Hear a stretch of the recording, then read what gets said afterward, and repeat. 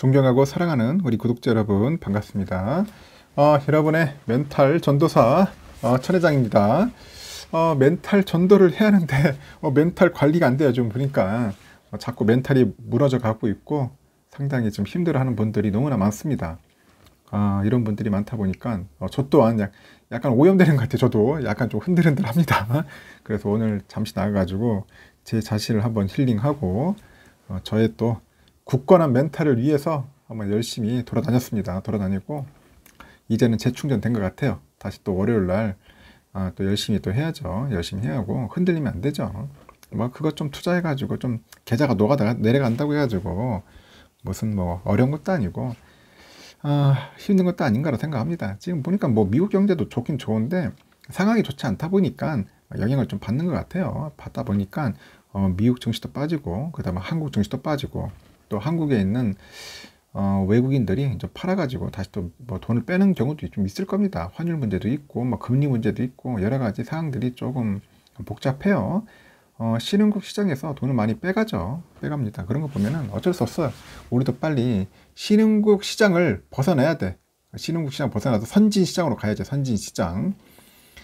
그거만이 살 길이다. 저는 그렇습니다. 그거만이 살 길이다. 그런 생각이 들어요. 여러분들과 저와 같이 한번 힘을 똘똘 뭉쳐야 돼. 단합을 해야 합니다. 똘똘 뭉쳐서 극복을 해야 돼요. 그렇지 않으면 힘들어요. 힘들어. 얼마나 힘듭니까? 요즘 세상 너무 험악해. 쉽지 않아요. 지금 보니까. 하여튼 이런 상황에서 제가 또 여러분들에게 부탁드리고 싶은 게 있어. B2.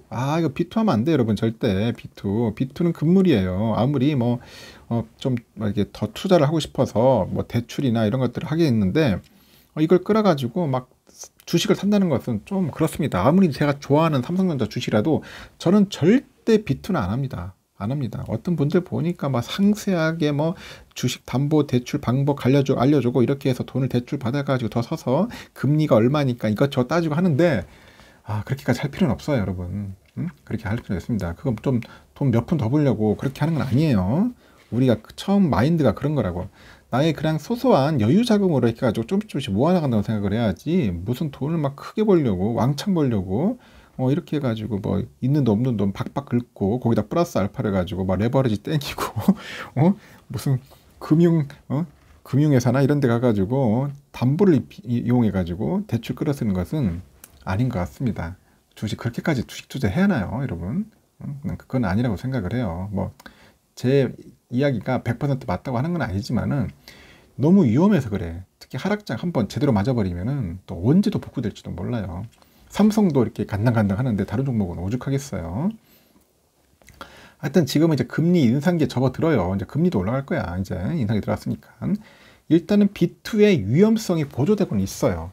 여기 또 신용 공여 잔고가 이달 들어서 소폭 증가했답니다. 신용 공여 잔고가 증권사들이 이제 기존 금리 인상에 맞춰가지고 신용융자 이자율을 높입니다. 높이고 있어. 또 투자자들의 이자 리스크 더 커질 거야. 이자 리스크는 더 커진다고.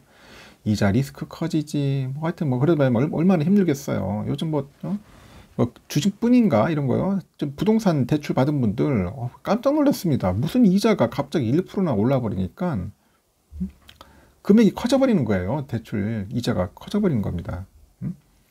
힘듭니다. 힘들어 지금. 금리 더 오를까봐. 지금 보니까 미국 금리 내가 볼 때 연말까지 한 2.5%까지 오를 거예요. 지금 0.25인데 연말에 2.5면은 도대체 얼마나 오르는 거야. 앞으로 지금 FOMC 6번 남았다는데 한 번은 내가 볼 때 빅 스텝이 아니라 막 엄청난 스텝을 갈 것 같아. 보면은. 일단은 금융투자협회 공시에 따르니까 지난 14일 기준했을 때 신용 공여잔고가 22조 2345억 원이에요. 22조. 구체적으로 보니까 유가증권이 한 11조 8339억, 코스닥이 한 10조 4006억 정도. 거의 비슷하네요, 보니까. 유가증권이 11조 8천억이면 엄청나죠, 코스피가. 하여튼 신용공여 잔고는 주식을 담보로 대출받아서 투자한 그 잔고로 이른바 B2 규모를 나타내는 척도야, B2 규모. 여러분들 B2 알죠? 빚내서 투자하는 거. 지난해까지만 해도 코로나 그 타격에 따른 저금리 기조로 인해서 지난해 이제 9월 말까지만 해도 신용 융자 잔고는 24조 8,300억까지 치솟았어요. 24조 8,300억까지. 그러다가 작년 하반기부터 이제 금리 긴축이 또 시작되는 거야. 지금 보니까 작년 연말에 23조 원대로 소폭 줄어버립니다. 올해 들어서 또 각국의 그 중앙은행에서 긴축 정책을 예고를 하잖아요. 1월 말에는 21조 6,700억 정도, 2월 말에는 한 20조 8,800억 정도로 떨어졌다고 합니다. 그러나 지난달 초부터 또 21조 원대로 이제 다시 회복한 데 이어서 30일부터 22조 원을 넘었으면서 22조 원대에서 이제 등락을 유지를 하고 있다고 하네요. 보니까 일단은 그 B2가 재차 늘어날 조짐을 보이고 있는데 그 가운데 보니까 증권사들이 이제 연이어서 신용거래 융자에 대한 이자율을 올립니다. 이자율을 올린다. 그래서 빚을 낸 투자자의 부담이 높아질 겁니다. 이제 이자 내려면 또 힘들어요. 당장 보니까 교보증권 보니까 18일부터 일부 구간의 신용거래융자 금리를 인상을 합니다. 교보증권은 융자기간이 61일에서 90일의 이자율을 연 8.4%에서 8.6%로 0.2%포인트 올린다고 하네요. 아유, 높다, 야. 이자도 8.6%면 너무 고금리네요. 융자기간이 91일에서 180일 경우에는 180일 초과일 때 금리도 8.6에서 8.8%까지 올립니다. 0.2%포인트 인상하는 거예요. 그 미래에셋도 이달 18일부터 금리 산정 방식을 재차법으로 재차법에서 소급법으로 바꾼답니다. 소급법. 이 소급법이 뭐냐? 전체 대출 기간에 동일 이자율을 적용하는 방식이라고 하네요. 소급법으로 바뀌면서 융자 기간이 7일 이내인 경우를 제외하고는 최대 1.7%포인트, 1.7%포인트 신용 융자 금리를 높인다. 그냥 급하게 올려버리네요. 이들 외에도 이제 올해 들어서 다올 투자증권도 지난해 11일부터 일부 부분에서 최대 0.6% 정도 올릴 것 같고요. IBK도 2월부터 모든 구간에서 0.5%포인트씩 이자율을 인상한다. 그렇게 봅니다. 그 증권사별 신용거래융자 이자율을 보니까 유진투자, 하나금융, 키움증권 지난달 31일부터 1일에서 7일의 이자율을 7.5%포인트 조정을 해요. 키움증권도 지난달 25일부터 8일에서 15일의 이자율을 8.5% 정도 높여요. 8.5%로 8.5% 높입니다. 그 16일 이상 되면은 한 9.9%까지 결국 이자율을 조정하는 거예요. 9%.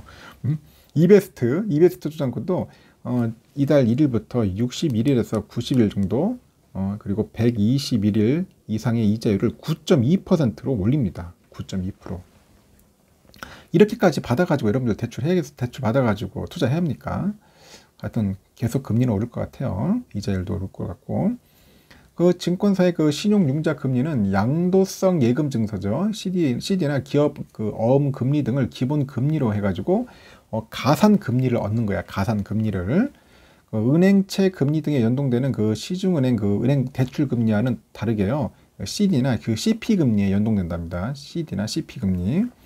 여기에 연동되다 보니까 금리 반영 시점의 차이가 좀 있을 수 있다고 합니다. 거기서 또 최근에 이제 채권 금리가 전반적으로 가파르게 올르다면서 증권사들의 금리 인상 압력이 커졌다고 하네요.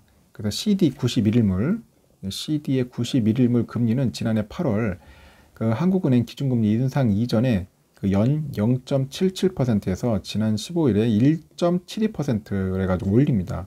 무려 0.95%나 올려버려요. 0.95% 올린다.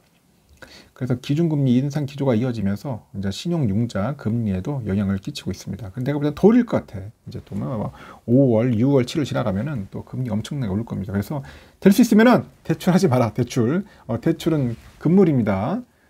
이왕이면은 좀 금액을 좀 적더라도 천천히 하셔야 합니다. 절대로 여러분들 대출 땡겨가지고 그렇게 하시면 안 돼요. 혹시라도 내가 그 B2 해가지고 또 혹시나 또 폭망이라기보다는 상당한 타격을 입을 우리 개미들을 위해서 제가 말씀드리는 겁니다. 돈을 적게 벌어도 괜찮아. 응? 한꺼번에 욕심을 내면 안 되는 겁니다. 괜히 어디 가서 또 금리 싸다고 해가지고 가가지고 2%짜리 이거 3%짜리 있다고 하지 않지만 이게 또 오른단 말이야. 계속 지금 금리가 이제 오르는 추세예요. 그럼 당연히 이자도 오르지. 응? 그거 몇 푼 불겠다고 단기간 내 해가지고 하면 안 됩니다. 좀 천천히 갑시다. 천천히 스텝 바이 스텝으로 가는 거야. 멀리 가야지. 빨리 가려고 하다가 결국 나중에 보면 진짜 말 그대로 넘어질 수 있어요. 넘어질 수 있으니까 여러분들 다치지 않도록 제가 말씀을 드리는 겁니다. 이건 강조해도 지나침이 없다. 강조를 합니다. 절대 비토하지 마세요. 여기까지.